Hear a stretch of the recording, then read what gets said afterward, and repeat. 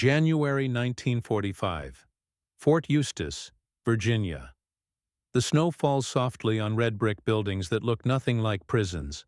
A German Oberfeldwebel, a sergeant who survived Normandy, the Bulge, and finally surrender, stands before a door marked Library in bold English letters. His hands, calloused from years gripping the MG-42, now tremble as they rest on a brass handle.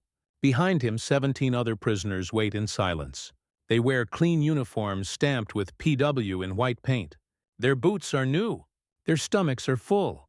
And now, impossibly, they are being led into a room filled with books. When the door swings open, the scent hits first. Old paper, leather bindings, wood polish, the smell of civilization. One man, a former panzer grenadier from Hamburg who once burned Soviet villages, covers his mouth with both hands. His shoulders shake. The American Guard, a staff sergeant from Iowa who cannot speak German, mistakes the gesture for illness. He steps forward. But the prisoner is not sick. He is weeping. For 4 years, the Third Reich told these men they were the master race. They were told that Germany represented the pinnacle of culture, of organization, of human achievement. They marched into Poland, France, Russia, convinced they were bringing order to chaos, civilization to barbarism. And when they were captured, when they crossed the Atlantic in cramped Liberty ship holds expecting execution or slave labor, as their officers had warned, they arrived instead in a nation that fed them 3 meals daily, gave them medical care, and now stood before them offering books, not propaganda. Not approved texts vetted by the Reichskulturkammer. Books, thousands of them. German classics shoulder to shoulder with American novels. Goethe next to Hemingway. Schiller beside Steinbeck. Philosophy, poetry, technical manuals. Newspapers, real newspapers, uncensored, describing a world the prisoners had been told did not exist. The Fort Eustis Library was not unique. By 1945, the United States operated over 500 prisoner-of-war camps across the American mainland, holding more than 371,000 German prisoners and 50,000 Italians. The Geneva Convention required humane treatment. The Americans exceeded it. They built libraries in 287 camps. They established education programs teaching everything from English to engineering. They created workshops where prisoners could learn carpentry, plumbing, electrical work. They organized sports leagues, theatrical productions, university-level courses.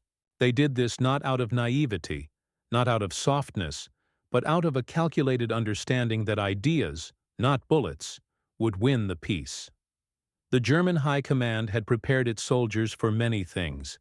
They trained them to endure Soviet winters, to survive Allied bombing, to fight to the last bullet. But nothing in their years of Weltanschauung indoctrination, worldview training, prepared them for an enemy who would capture them and then educate them. Sergeant Friedrich Krauss, the Oberfeldwebel standing at the library threshold, joined the Wehrmacht in 1939. He was 20 years old, a railway worker's son from Essen. He believed what his teachers taught him, that Germany had been betrayed in 1918, stabbed in the back by Jews and communists, that Versailles was a humiliation demanding vengeance, that the Führer was restoring national honor. By 1943, Krauss wore the Iron Cross Second Class. He had fought in North Africa, Italy, and France. He never questioned. Questioning was defeatism, and defeatism was death. When American paratroopers captured his unit outside St. Lo in July 1944, Krauss expected a bullet. Instead, he received a cigarette. An American lieutenant, barely old enough to shave, searched him, took his sidearm, then offered him lucky strikes from a pack that seemed bottomless. The lieutenant spoke no German. Krauss spoke no English, but the gesture communicated what words could not. "You are not going to die today." The journey to America took 3 weeks. The prisoners traveled by truck, by train, by ship. They ate twice daily, rations that exceeded what German civilians received in 1944. They received medical examinations. A dentist fixed Krauss's broken molar, damaged 2 years earlier by a Russian rifle butt. No one beat them. No one starved them. The cognitive dissonance was staggering. These were the Americans they had been told were mongrelized, weak, decadent. These were the people their propaganda claimed were controlled by Jewish capitalists, incapable of sacrifice, destined to collapse under German military superiority. Yet here they were, feeding their enemies, healing their enemies, and now, impossibly, educating their enemies. The library at Fort Eustis occupied what had been an officer's mess hall. The camp commander, Colonel James Barrett, requisitioned it personally in October 1944.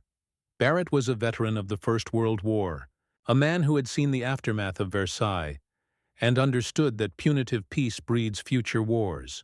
He believed genuinely, almost religiously, that every German prisoner who returned home as a Democrat was worth 10 dead Nazis. The library was his weapon. Barrett secured funding through the YMCA War Prisoners Aid Program. He contacted German-American cultural organizations in New York and Philadelphia. He wrote to publishers. Within 2 months, 4,000 books arrived. German literature, American literature translated into German, textbooks, encyclopedias, atlases showing the true extent of Allied advances, unfiltered by Goebbels' lies. Barrett hired 2 German-speaking librarians, both Jewish refugees who had fled Munich in 1938, to organize the collection. The irony was not lost on anyone. The men who had supported a regime dedicated to Jewish extermination were now being taught by the people that regimes sought to erase. When the library opened in January 1945, attendance was voluntary. Barrett expected maybe 30 prisoners to show interest. 200 came the first day. By the end of the week, there was a waiting list. Krauss entered that first morning expecting propaganda. Every book he had been allowed to read in Germany since 1933 had served the state. School texts praised the Führer. Novels glorified sacrifice for the Volk. Even technical manuals included Nazi ideology. He selected a volume carefully. All Quiet on the Western Front by Erich Maria Remarque, a book banned in Germany since 1930. He had heard whispers about it during his youth, before the bonfires consumed it. He sat at a wooden table, opened the cover, and began to read. 3 hours passed. He did not move. The words on the page described a reality he recognized instantly: the futility, the waste, the grinding horror of the trenches. But it was written from a perspective he had been trained to despise, the perspective that war was not glorious, that dying for the state was not the highest honor, that individual life had intrinsic value beyond service to the collective. When the lunch bell rang, Krauss did not hear it. An American guard tapped his shoulder. Krauss looked up, and the guard saw his face. The German sergeant's eyes were red. The guard, a farm kid from Nebraska, did not speak German, but he understood grief. He nodded, then walked away, letting Krauss sit with his book and his unraveling worldview. The American POW camp system was an anomaly in a war defined by atrocity. While German camps starved Soviet prisoners, while Japanese camps worked Allied soldiers to death, American camps operated with almost obsessive adherence to international law. German prisoners in the United States received the same rations as American soldiers, 2,800 calories daily. They were paid 80 cents per day in camp scrip, which they could spend in canteens stocked better than many American civilian stores. They slept in heated barracks. They received mail. They played soccer, performed Mozart, built model ships. This was not accidental. It was strategic. In 1943, the U.S. War Department established the Special Projects Division, tasked with the intellectual demobilization of captured enemy soldiers. The goal was simple: re-educate prisoners in democratic principles so they could rebuild Germany after Nazi collapse. The program was controversial. Critics called it soft, naive, a waste of resources. But its architect, a Harvard political scientist named Henry Ehrman, himself a German Jewish refugee, argued that Germany's future depended not on occupation, but on conversion. "You cannot bomb someone into believing in democracy," he wrote in a classified memo, "but you can teach them." The program began with camp newspapers. Prisoners were given access to uncensored wire reports. They learned about D-Day from American and British sources, not from Völkischer Beobachter. They read about the liberation of concentration camps. Many dismissed it as propaganda at first. The photographs, they said, were faked. The testimonies were exaggerated. But as more evidence arrived, as more prisoners who had served in the East quietly confirmed the rumors, denial became impossible. Then came the films. Camp commanders screened footage from Bergen-Belsen, Dachau, Buchenwald. The viewings were mandatory. Prisoners sat in silent mess halls watching skeletal figures stumble from barracks, watching bulldozers push corpses into mass graves. Some prisoners vomited. Some walked out. Some sat frozen, unable to process what they were seeing. Afterward, American officers offered no commentary. The images spoke for themselves. Krauss watched the Dachau footage on a February evening. He had suspected camps existed. Everyone in the Wehrmacht had heard rumors, but he had convinced himself they were labor camps, unpleasant but necessary for security. The footage shattered that comfortable lie. When the lights came back on, the American captain running the projector simply said, in careful German, "This was done in your name." That night, Krauss returned to the library. He pulled every book he could find about political philosophy. Locke, Jefferson, the Federalist Papers. He read about natural rights, about government by consent, about the idea that authority flows upward from citizens, not downward from a leader. These were not new concepts. He had learned about them briefly in school before 1933, but they had been framed as failures, weaknesses, the decadent philosophies of dying democracies. Now, sitting in a prison camp in Virginia, surrounded by evidence of American strength, those old lessons rang hollow. By spring 1945, the Fort Eustis Library had become the camp's intellectual center. Prisoners organized discussion groups. They debated the future of Germany. Some remained committed Nazis, insisting the war was lost only because of betrayal and material disadvantages. But most, especially the older prisoners, the ones who remembered Weimar, began asking dangerous questions.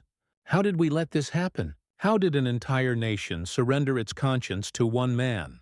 The librarians, Rachel Hirsch and David Neufeld, the two Jewish refugees, navigated these conversations with remarkable patience.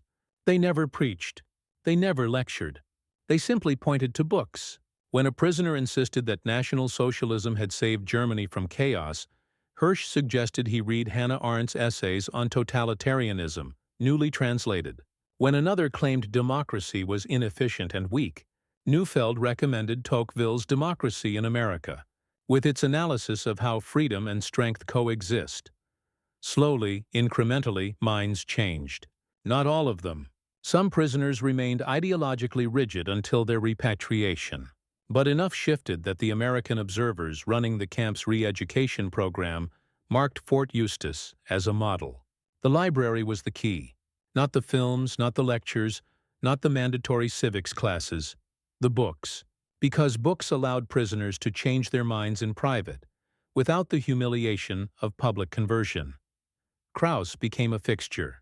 He volunteered to shelve returns. He catalogued new arrivals. He taught himself English using a German-English dictionary and children's books, starting with picture books and progressing to Mark Twain. By April, he could read simple newspaper articles. By June, he was struggling through the Atlantic Charter and Roosevelt's Four Freedoms speech. The language was still difficult, but the concepts were beginning to make sense. The recurring symbol in Krauss's education was not a weapon or a tool, but a simple object that appeared again and again in American life. The newspaper. In Germany, newspapers had been state instruments, mouthpieces for the party.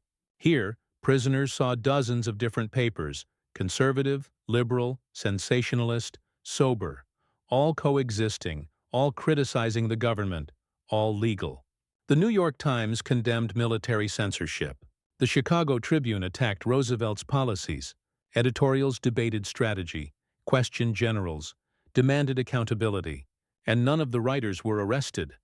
This was incomprehensible to men raised under Goebbels. Criticism of leadership was treason. Dissent was sabotage. Yet here was an entire nation arguing with itself, and somehow still functioning, still winning. The cognitive dissonance forced a reckoning. What if strength did not require uniformity? What if a nation could be powerful precisely because it allowed disagreement? The war in Europe ended in May 1945. Prisoners gathered around radios to hear the news. Some cheered. The killing was over. Some wept. Germany was destroyed. A few diehards insisted it was temporary, that secret weapons would still turn the tide. But most simply felt exhausted relief. They had survived. Against all odds, they had survived. Repatriation, however, was slow. The Allied occupation zones were chaotic. Food was scarce. Infrastructure was shattered. The U.S. military decided to keep prisoners in America until Germany could absorb them.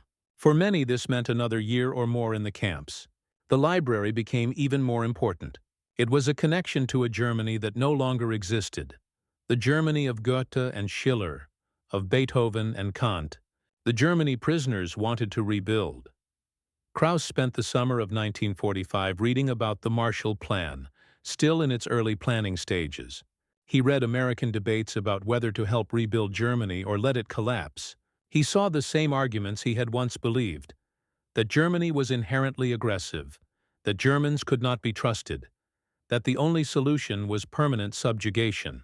But he also saw the counter-arguments, that people are not inherently evil, that systems shape behavior, that a prosperous Germany would ensure lasting peace.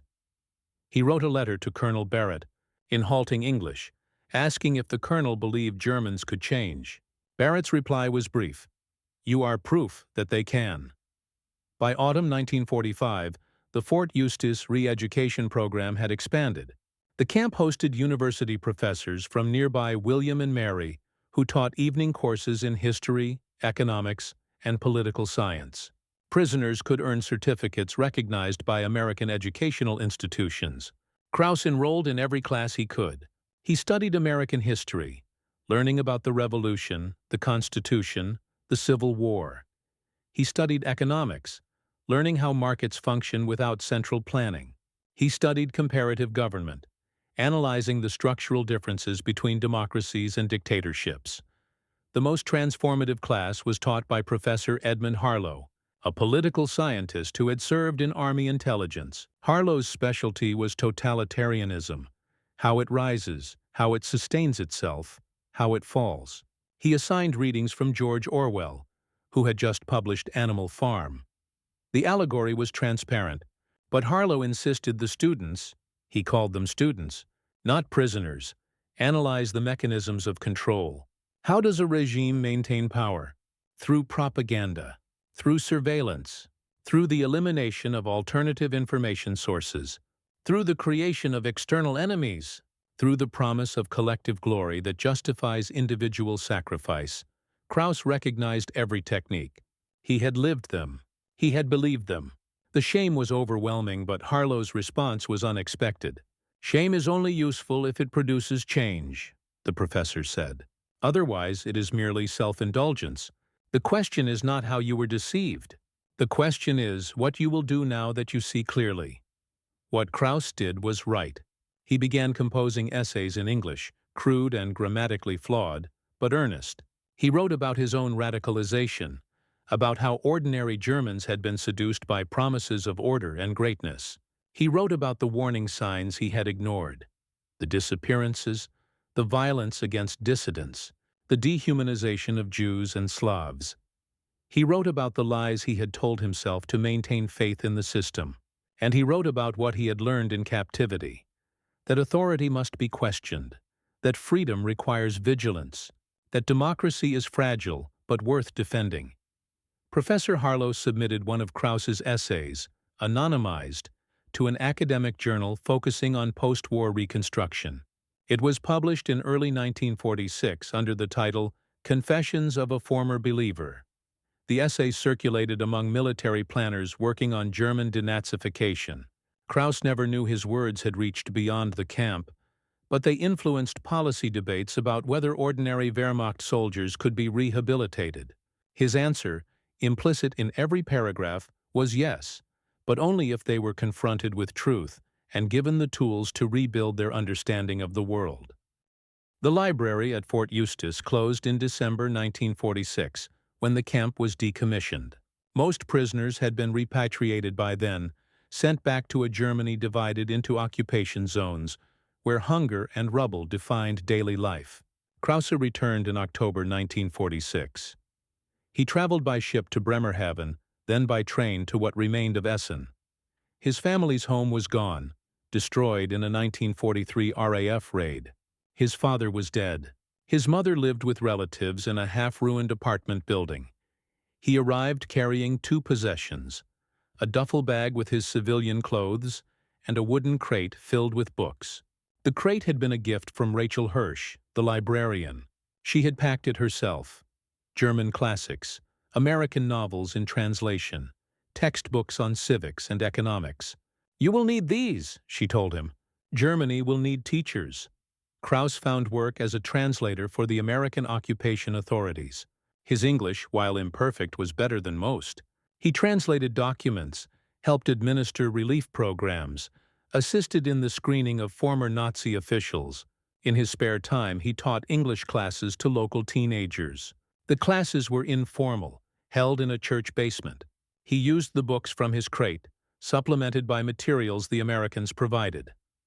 One evening, a 17-year-old student asked him why he bothered teaching them English. Germany was occupied. The war was lost. What future did they have? Krause thought about the question.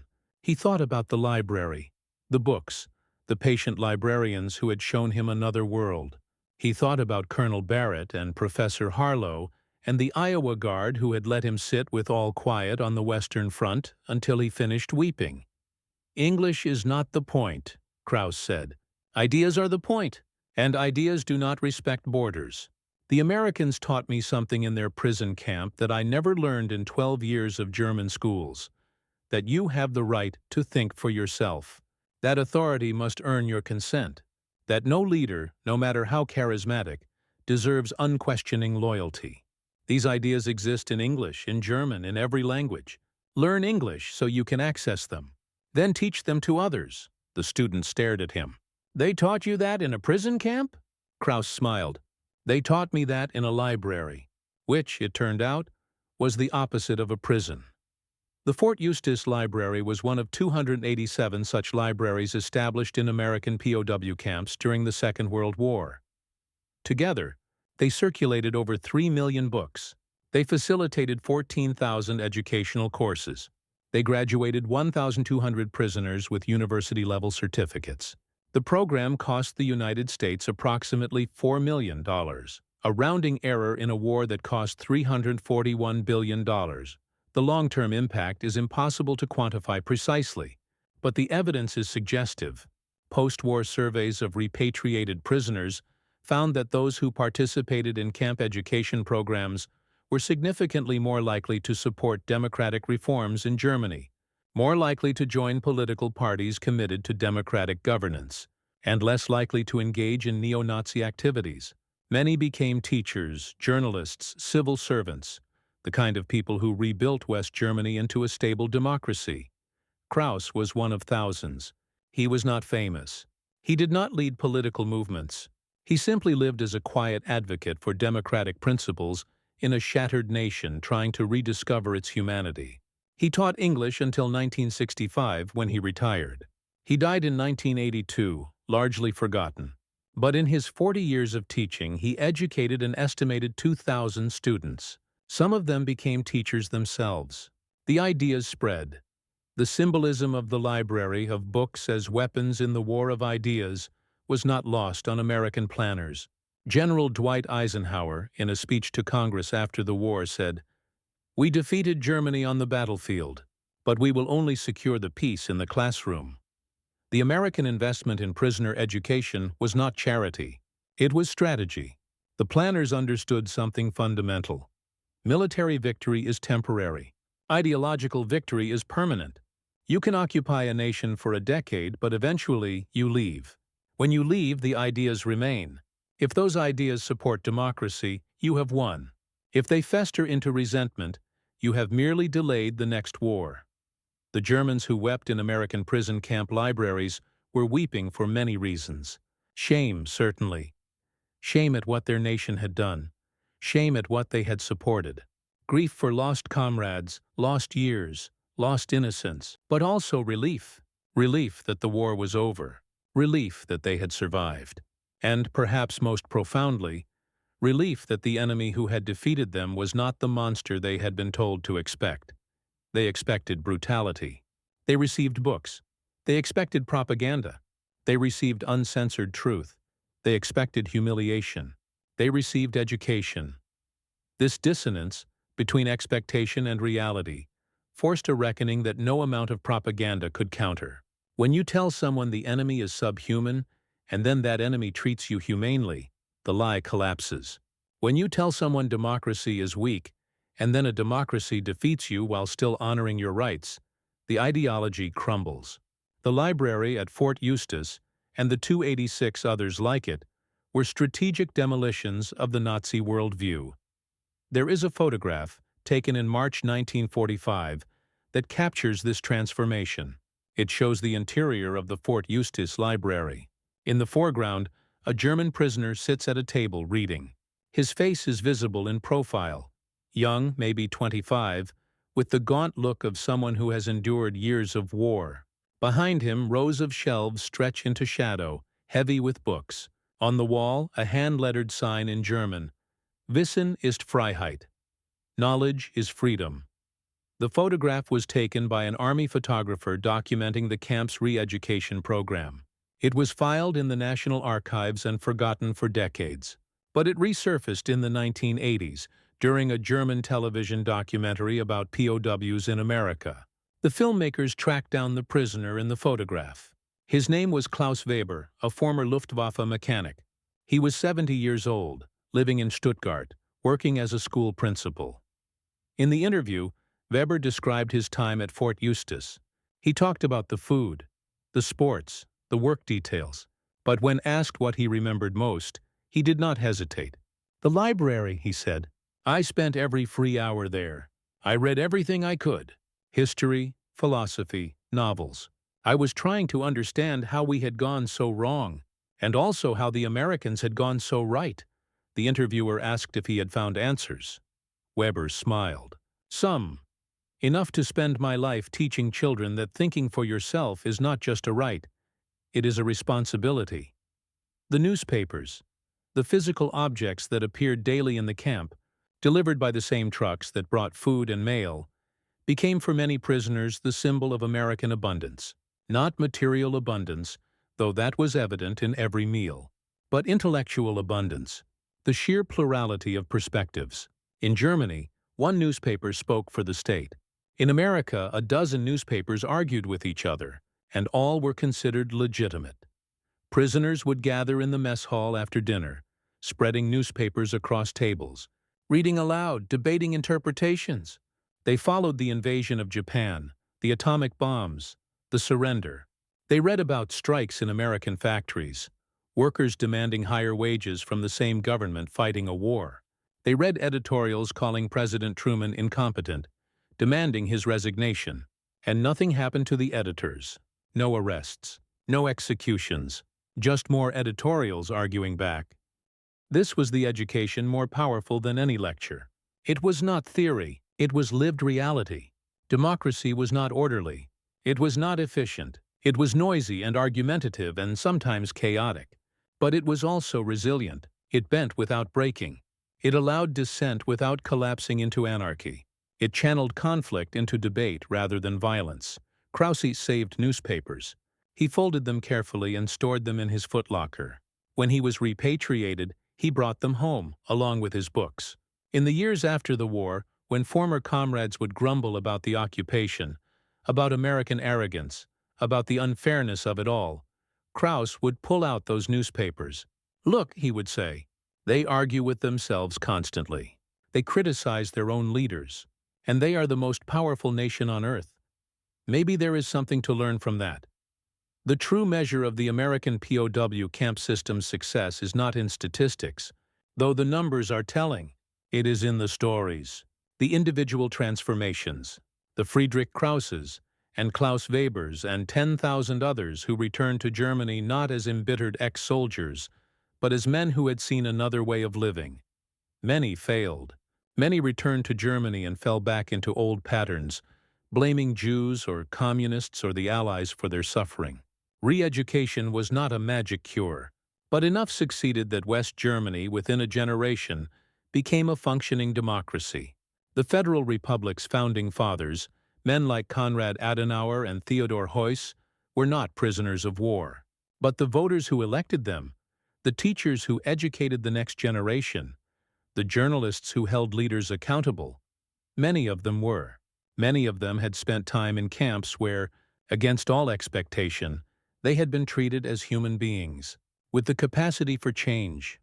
The architects of the American POW education program believed in an idea that was deeply unfashionable in 1943, that even enemies can be redeemed. That ideology is not genetic, that people who commit atrocities are still people, capable of recognizing error and choosing differently. This was not naivety. It was a hard-headed calculation based on the lessons of Versailles. Punish a defeated enemy, and you create a vengeful enemy. Educate a defeated enemy, and you create a potential ally. The gamble paid off. West Germany became one of America's closest allies. Former Wehrmacht soldiers who had fought American troops in Normandy later served alongside American forces in NATO. The children of German POWs grew up in a democratic society and never knew dictatorship. The ideas that spread through prison camp libraries in Virginia and Texas and Kansas took root and flourished. There is a tendency in retelling the Second World War to focus on the battles, the heroism, the strategy, the turning points, Normandy, Stalingrad, Midway. These moments mattered, but they decided who won the war. The libraries decided who won the peace. The soldiers who liberated concentration camps, who saw the full horror of the Nazi regime, often struggled to reconcile that evil with the ordinary Germans they later captured. These were not monsters. They were farmhands and clerks, mechanics and teachers, young men who missed their families and complained about the food. How could ordinary people participate in such extraordinary evil? The answer, the American planners realized, was systems. Authoritarian systems strip individuals of moral agency, replacing personal conscience with obedience to authority. People are not born evil. They are taught to obey, taught to fear, taught to hate. And if they can be taught evil, they can be taught good. The library was the antidote to the system. It restored agency. It presented choices. Read this or read that. Agree or disagree. Think, question. Decide for yourself. These are revolutionary acts in a totalitarian state.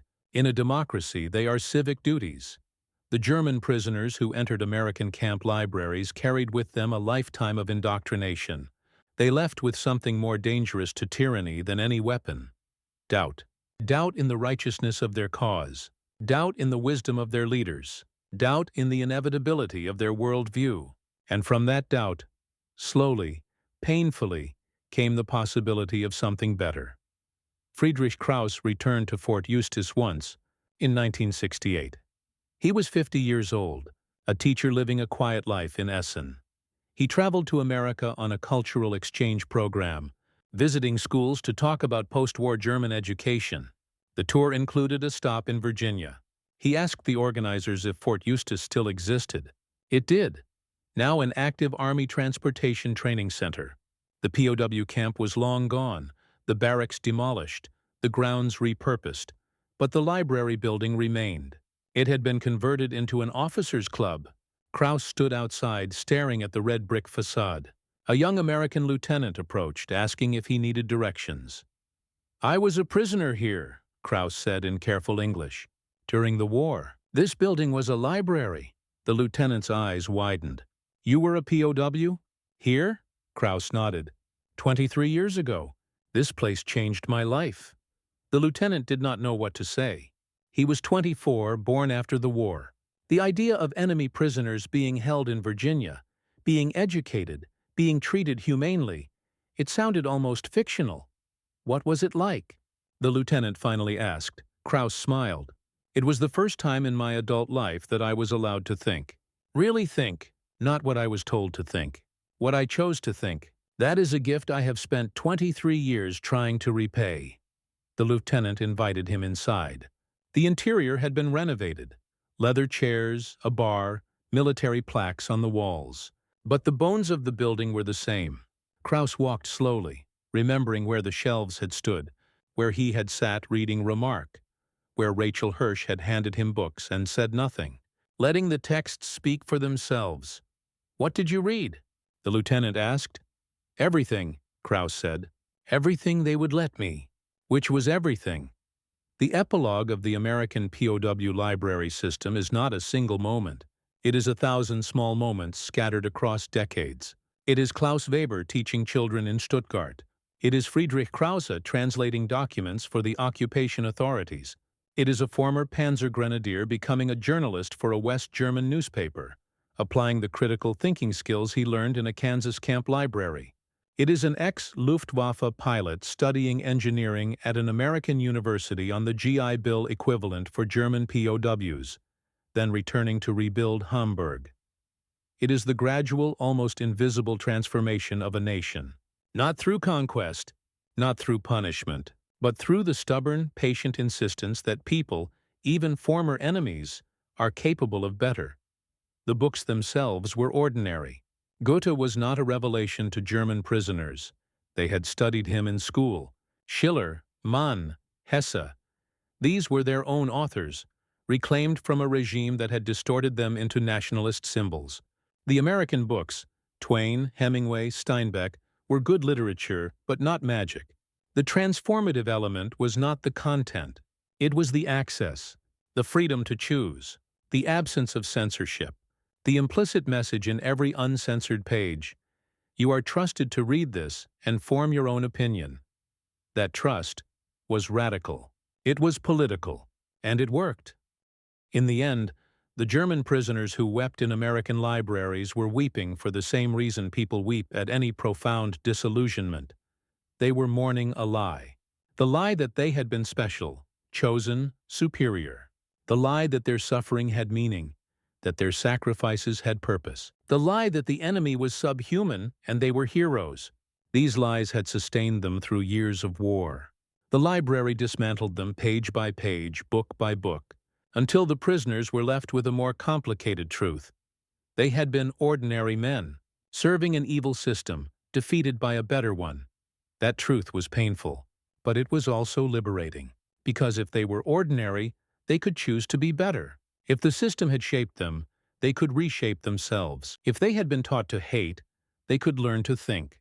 The weeping was grief, but also relief. The old self was dying. Something new could be born. The American soldiers who guarded these camps, who staffed the libraries, who taught the classes, were not saints. They were ordinary men, too. Farmhands and clerks, mechanics and teachers. But they represented a system that believed in second chances. A system that valued rehabilitation over revenge. A system confident enough in its own ideas to teach them to enemies, trusting that truth would triumph over propaganda. That confidence was not arrogance. It was the confidence of a democracy that had survived civil war, economic collapse, and existential threat. A democracy that knew its flaws but believed in its capacity for self-correction. A democracy that understood power is not just military. It is ideological, and the most enduring power is the power of an idea whose time has come. The final image is not from a photograph. It is from memory, filtered through decades. Friedrich Krause, in his last years, would sometimes close his eyes and return to that January morning in 1945. The snow falling on red brick, the brass handle cold under his palm, the door swinging open, the smell of paper and possibility. He would remember the other prisoners standing beside him, men who had survived hell together, now confronting a new kind of challenge.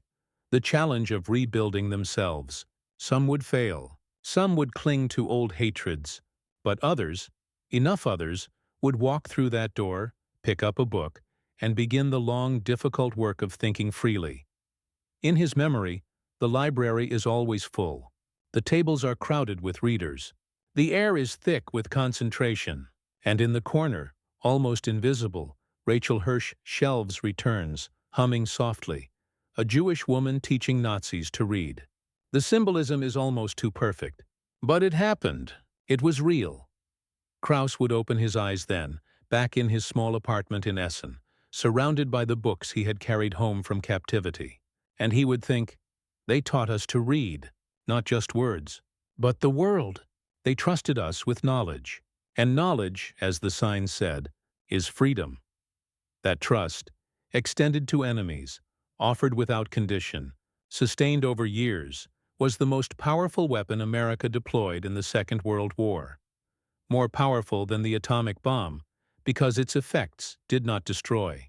They built, they transformed enemies into citizens. They turned soldiers into teachers. They planted ideas that flowered into a democracy. The library at Fort Eustis is gone. The prisoners are dead. The books have been read, shelved, forgotten. But the ideas remain. They live in the institutions of modern Germany. They echo in classrooms where teachers encourage students to question, to debate, to think. They survive in newspapers that criticize leaders without fear. They endure in a political culture that remembers dictatorship and chooses daily to remain free. This is the legacy of the American POW camp libraries. Not victory, but transformation. Not domination, but persuasion. Not revenge, but redemption. The gift of an enemy who defeated you in battle, then offered you books and said simply, read, think, choose better. We believe you can, and against all odds, enough of them did.